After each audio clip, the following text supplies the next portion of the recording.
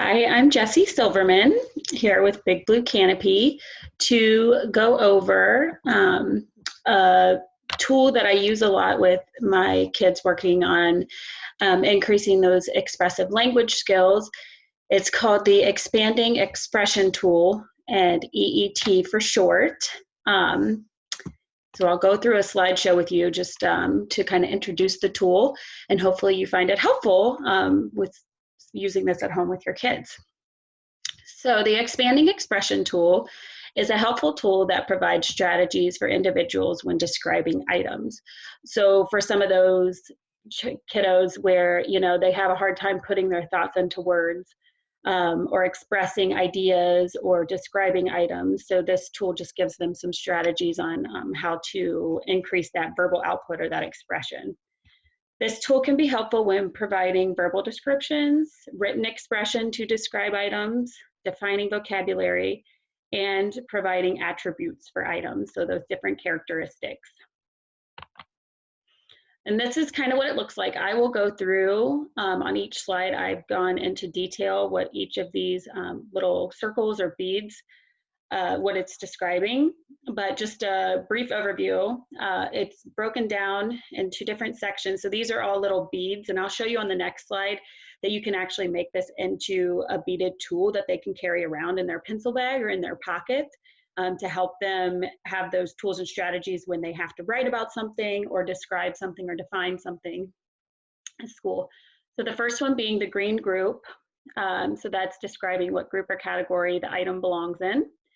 Blue do is the next one. So what do you do with it? What is the function of the object? Then the little eyeball bead is describing what the item looks like. So like the size, the shape, the color. The tan bead is describing what it is made out of. So the materials or the fur or the skin, like if it's an individual or an animal that you're describing. The pink circle is describing the pink parts. So what parts are made up, or what parts is this individual or animal or thing made up of. White where is describing the location you would find it or where you would see it. And then the last bead is a question mark that's asking what else do you know? So the child has to provide one more piece of information. So like using like prior knowledge or life experiences to tie in one more fact or piece of information when they're describing. So this is what the actual like 3D tool that I had mentioned looks like. We have one at our clinic that we use. This little guy looks like a friendly little caterpillar. But by having kids hold this in their hand or keeping it in a pencil bag at school, it's a little bit more discreet, and they can use it to remind them like, oh yeah, green group category, blue do, oh yeah, function. Oh, the eyeball, what does it look like? Tan, what is it made out of? Pink parts, what are the parts of it? White where do I find it? And then the question mark, like, oh, I need to think of one more thing to write about. So just to tie together pieces of information for like that verbal or written expression when they're having to write about something or talk about something. So like I mentioned, I'm going to break down each step. The green group bead is asking what group does this item go in? The child must use categorization skills to determine what group or category items go into. So for the example that I will give on each slide, we'll describe a horse.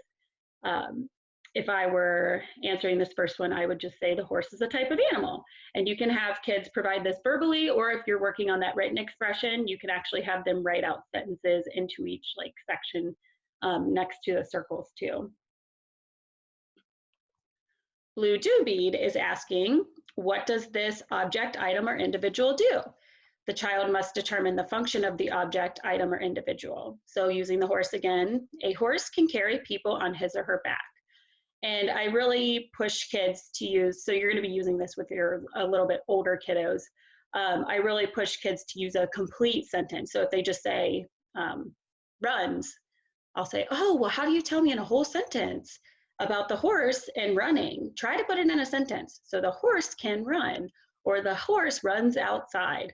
So not just giving you like one single word or a short 2-word or 3-word phrase. Try to have them use a complete sentence, either verbally or written, to answer each of these. The eyeball bead is asking, what does it look like? So the child must describe the way the item looks by identifying the colors, size, and shapes. So for example, the horse is large and brown with white spots. So once again, push them to use a complete sentence. And I try to tie in like more than just the color, like they can give me the size too, like, oh, let's make it a more informational sentence. Like, it is a big horse with black spots, instead of just like, the horse is big, the horse is black. So just giving more information is better, to kind of give that listener or reader a better visualization of what they're describing. The tan bead is asking, what is it made out of? So the child must determine the material that something is made from. So like the skin, fur, scales that an animal or individual has on their body. So if we're going back to our horse example, the horse has fur on his body, his or her body. Then the pink parts bead is asking, what parts does it have? The child must determine what parts make the item and animal or individual whole. So like understanding those part-whole relationships.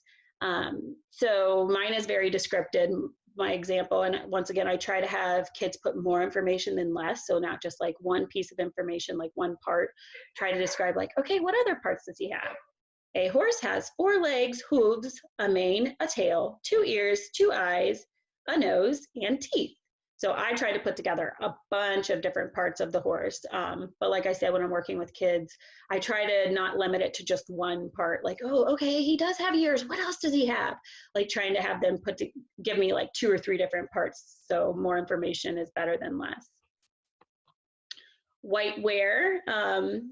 Bead is asking, where do you find it? So the child must determine a location where this animal, item, individual can be found. So for our example with the horse, a horse can be found on a farm. So giving that location where you can find it. And then the orange bead with the question mark at the end, what else do you know, is asking the child to come up with one more piece of information that they know about this object, animal, or individual. The child must provide another piece of information about this without a direct prompt. So like I said, this could be from life experiences, prior knowledge of a topic. So the child just kind of ties in like, oh, what do I know? So an example I put would be, I rode a horse at the fair last summer. So then they can tie in those real life experiences to give more information.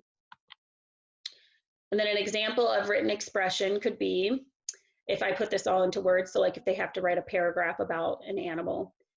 A horse is a type of animal. People can ride on a horse. A horse can be large and brown with white spots. Fur is what a horse has on his or her body. A horse has 4 legs, a mane, a tail, 2 ears, 2 eyes, a nose, and teeth. You can find a horse on a farm. I rode a horse at the fair last summer. And so I tried to make the paragraph flow by putting in different starters to each sentence. So if you're working on that, that's another goal in and of itself, but try to also work on that instead of just saying the horse this, the horse that, a horse this. So just giving that variety of different ways to make it flow together instead of just like the same sentence over and over again in the paragraph. And like I said, it can be helpful in the classroom for individuals who may have a difficult time putting ideas into words when describing or providing information on a given topic. Like if they have to present on a topic, you know, they could even like hold this while they're giving their verbal presentation to remind them if they get stuck. And you can create the beaded tool or laminate the written steps and give them to the child to keep in his or her folder, or the little beads in his pencil bag or in his pocket, on a keychain on his book bag can be helpful.